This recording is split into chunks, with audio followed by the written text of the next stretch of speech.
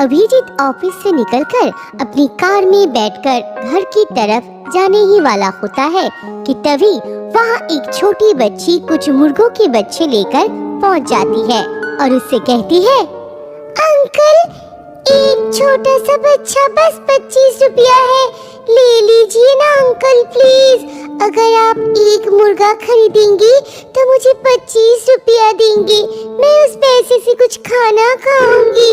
मुझे बहुत भूख लगी है, मैंने कुछ भी नहीं खाया है सुबह से।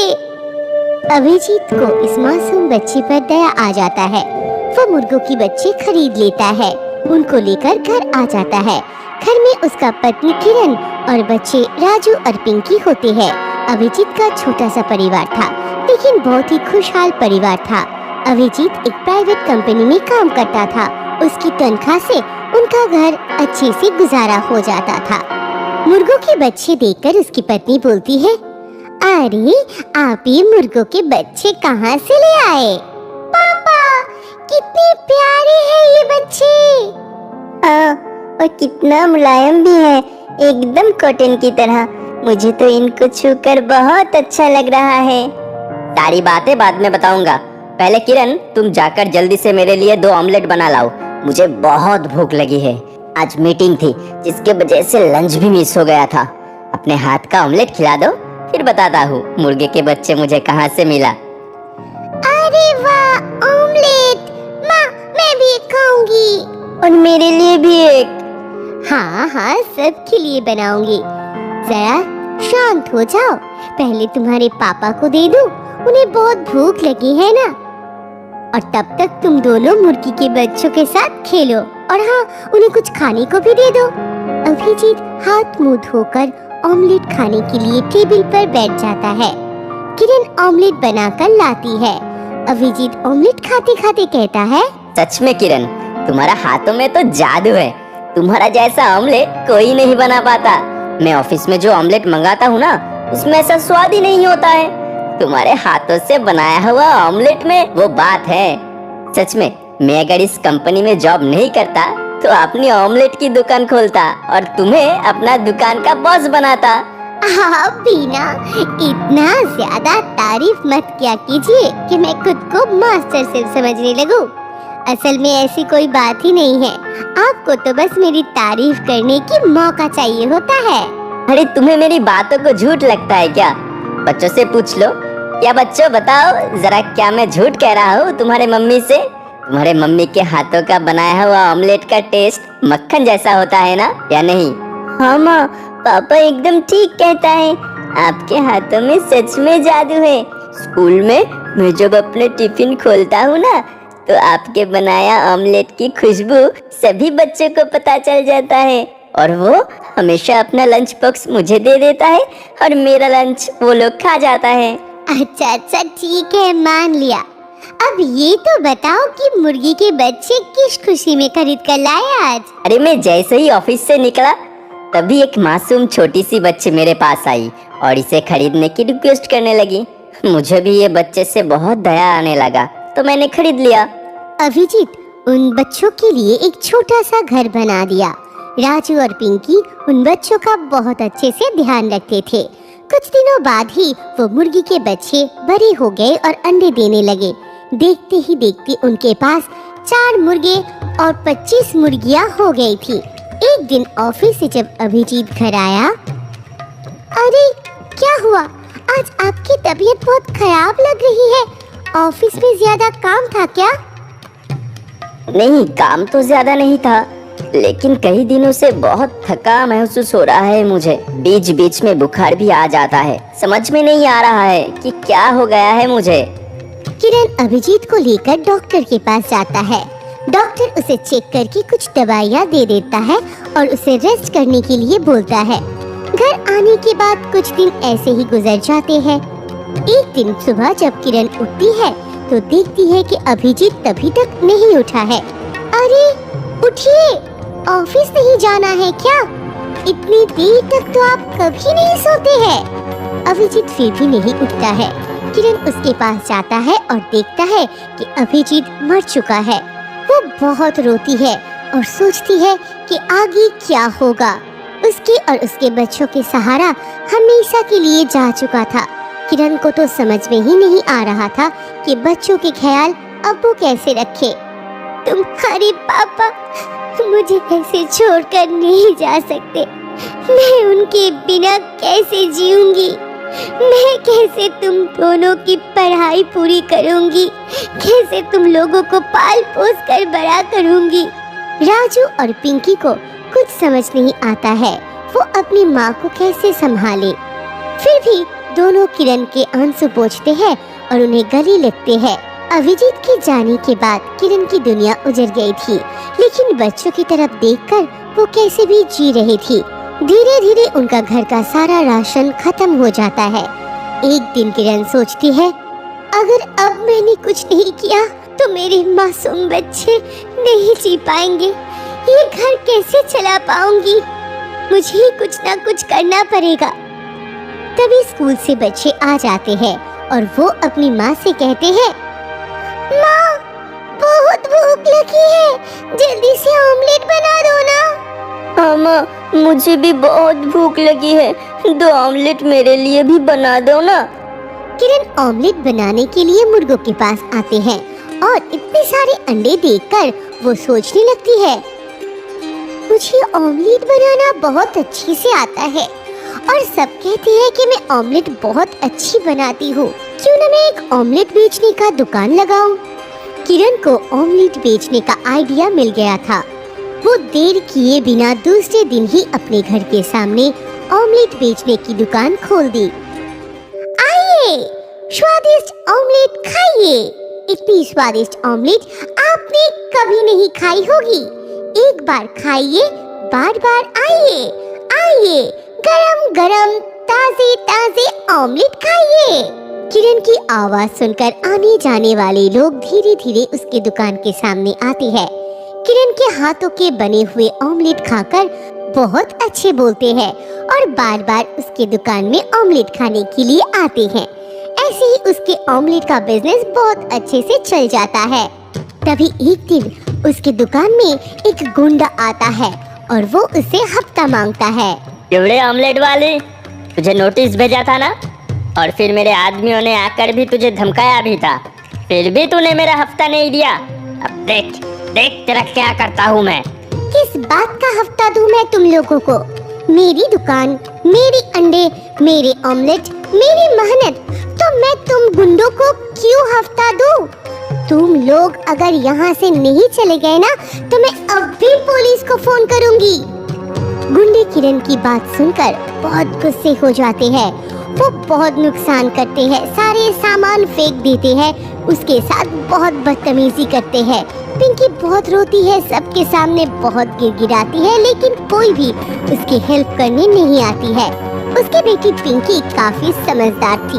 वो ये सब देखती है और एक वीडियो बनाकर यूट्यूब पे डाल देती है। आज के लिए इतना तमाशा काफी है। अगर तूने आगे भी मेरा हफ्ता नहीं दिया तो मैं तेरी जिंदगी का तमाशा बनाकर रख दूंगा और उठाकर ले जाऊंगा अगली बार तुझे। गुड्डी वहाँ से काफी नुकसान करके चले जाते हैं। किरण रोती हुई गिड़गिड़ाती हुई सबके सामने बोलती है, लेकिन कोई भी उसका मदद नहीं करता है। तब वो अपने बच्चों को लेकर घर के अंदर चली जाती है और बहुत रोती है। तभी दरवाजे का बेल बजता है। किरण जाकर देखता है तो वहाँ सामने एक पुलिस खड़ा होता है।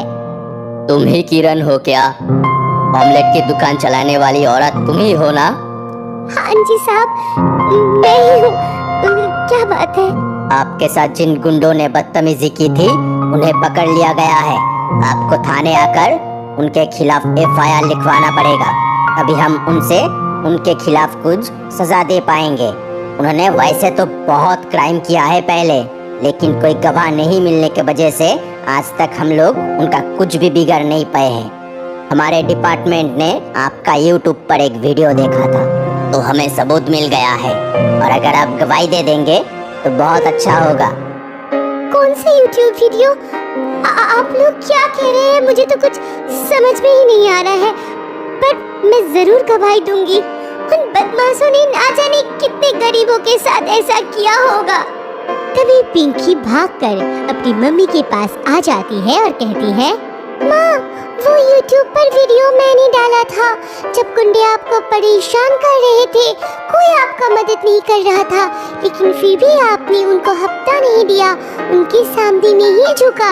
इसीलिए वो वीडियो बहुत वायरल हो गया है और सभी लोग आपकी बहुत तारीफ कर रहे हैं। शाबाश बेटा, तुम अपनी मम्मी की तरह ही बहादुर हो और समझदार भी। अच्छा किरण जी, अब मैं चलता हूँ। कल आप थाने आ जाना और उनके खिलाफ रिपोर्ट लिखवा देना। पुलिस के चले जाने के बाद किरण पिंकी को गले लगाती है और धीरे धीरे उनका सब कुछ ठीक होने लगता है। दूसरे दिन किरण जाकर गवाही दे आता है तो उन गुंडों को भी सजा मिल जाती है। लोग किरण की बहुत तारीफ करते हैं और सब कुछ धीरे धीरे ठीक होने लगता है और वो लोग खुशी खुशी रहने लगते हैं। दूर एक शहर में नैना नाम की एक लड़की अपनी माँ कल्पना और पिता कैलाश के साथ रहता था। बचपन से ही नैना को चिकन खाने का बहुत शौक था। वो हर रोज खाने में चिकन खाया करती थी। फिर एक दिन नैना स्कूल से घर लौटकर अपनी माँ से पूछा, माँ, आज खाने में क्या बना है? बेटा, बहुत दिन हो गए थे तुझे गोभी के सब्जी खाए हुए, तो मैंने आज वही बनाया है। क्या माँ, आज तुमने चिकन नहीं बनाया? लेकिन क्यों? तुम्हें तो पता है मुझे चिकन कितना पसंद है। अब मैं क्या खाऊंगी? अभी ये खा लो, रात में चिकन बना दूंगी। मैं तेरे पापा से कहूंगी आते वक्त चिकन ले आए। नहीं, मुझे दिन में भी चिकन चाहिए तो चाहिए। बेटा, ज्यादा चिकन खाना भी अच्छा नहीं होता है, थोड़ी सब्जी भी खा लिया करो। माँ, बस आज दिन में चिकन ही खाना है। फिर कल्पना फौरन बाजार चली जाती है। बाजार से फौरन चिकन खरीद कर लाती है, फिर उसे बनाकर नैना को खाने में देती है। आए दिन ऐसे ही नैना हर रोज चिकन खाया करती थी। देखते देखते वक्त गुजरता गया और नैना बड़ी हो गई। एक दिन वो अपनी सारी सहेलियों से कहती है, दोस्तों, बहुत दिन हो गए किसी रेस्टोरेंट में नहीं खाए, चलो आज किसी रेस्टोरेंट में चलते हैं। हाँ, सही कह रही हो तुम, आज हम ऐसा ही करते हैं। हाँ, क्यों नहीं, चलो चला जाए। शाम के वक्त वो तीनों रेस्टोरेंट चली जाती है। वहाँ वेटर आकर कहता है, मैम, आप लोग क्या लेना पसंद करेंगे? नैना, तुम ऑर्डर करो, मैं तो चिकन मंगाने वाली हूँ। क्या तुम लोग भी वही खाओगी? हाँ, मंगा लो। एक काम करिए, मेन्यू में जितने भी चिकन के डिशेस हैं सारे ले आइए। जी मैम, आपको थोड़ा इंतजार करना पड़ेगा। सर्विस बॉय वहाँ से चला जाता है।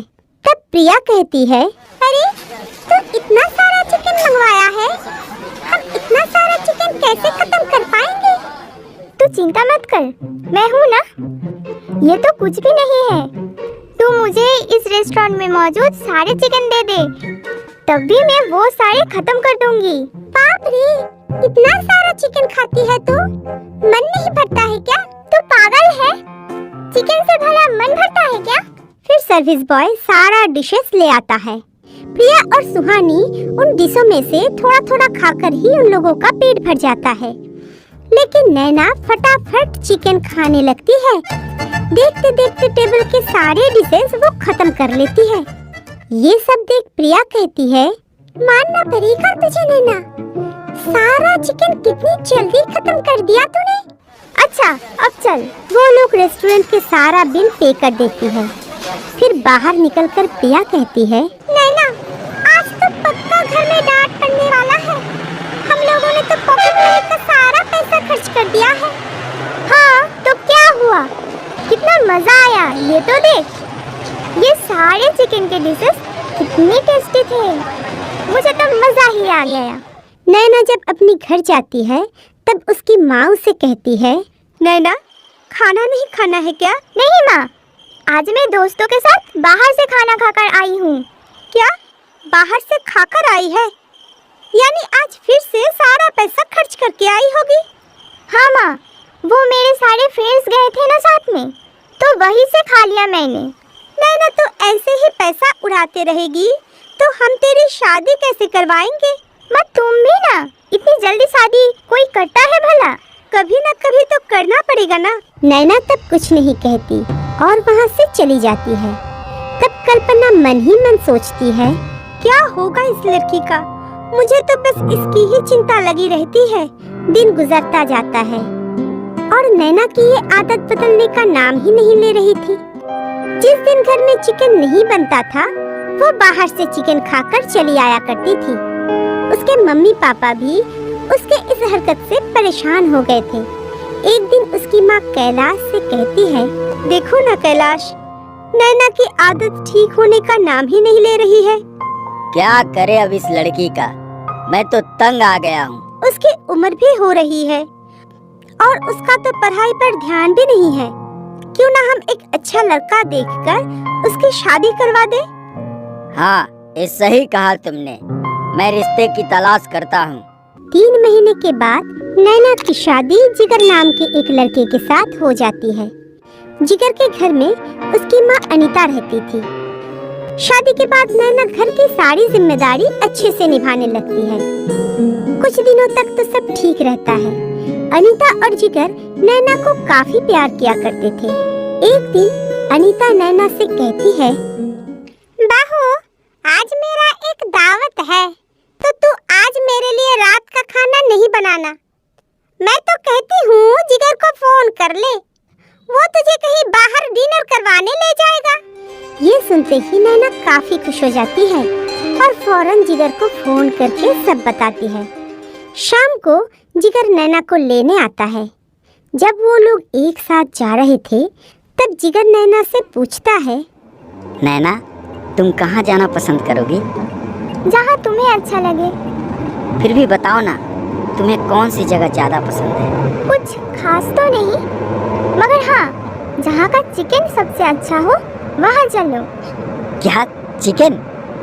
पागल, मैं तुमसे तुम्हारी पसंदीदा जगह के बारे में पूछ रहा हूँ और तुम खाने के बारे में बता रही हो।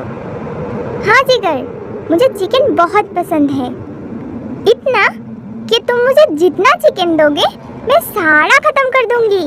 चलो, तब सही है, चलते हैं चिकन खाने। वो लोग एक अच्छे से रेस्टोरेंट में जाते हैं और ढेर सारा चिकन ऑर्डर करते हैं। आए दिन अब नैना घर में रोजाना चिकन बनाने लगी। एक दिन उसकी सास ने उससे कहा, अरे नैना, क्या तू रोज रोज चिकन खाती रहती है? अब बस भी कर, ये कितना अच्छा लगता है माँ जी। बेटा तू ही इसे समझा, ज्यादा चिकन खाना सेहत के लिए अच्छा नहीं है। हाँ नैना, माँ बिल्कुल सही कह रही है। ज्यादा चिकन खाने से तुम्हें फूड पॉइजनिंग हो सकती है। ऐसा कुछ भी नहीं होता है। तब वो और कुछ नहीं कहता है और नैना ऐसे ही चिकन खाने लगती है। लेकिन एक दिन सुबह नैना की तबीयत काफी खराब हो जाती है। उसे काफी उल्टियाँ होने लगती है। या क्या हो गया तुम्हें नैना? चलो, मैं तुम्हें डॉक्टर के पास ले चलता हूँ। जिगर उसे डॉक्टर के पास ले जाता है। सब जांच करने के बाद डॉक्टर कहता है, नैना, तुम चिकन बहुत ज्यादा खाती हो ना?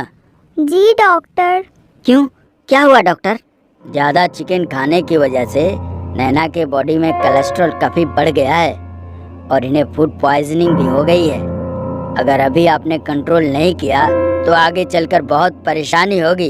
डॉक्टर की बात सुनकर नैना काफी उदास हो जाती है और घर जाकर जिगर नैना से कहती है, मैंने कहा था ना नैना, तुम्हें ज्यादा चिकन नहीं खाना है, मगर तुमने मेरी बात ही नहीं मानी। मुझे माफ कर दो, मैं पागल हो गई थी। अब मुझे समझ आ गया है, अब मैं चिकन नहीं खाऊंगी। तब से नैना चिकन खाना छोड़ देती है।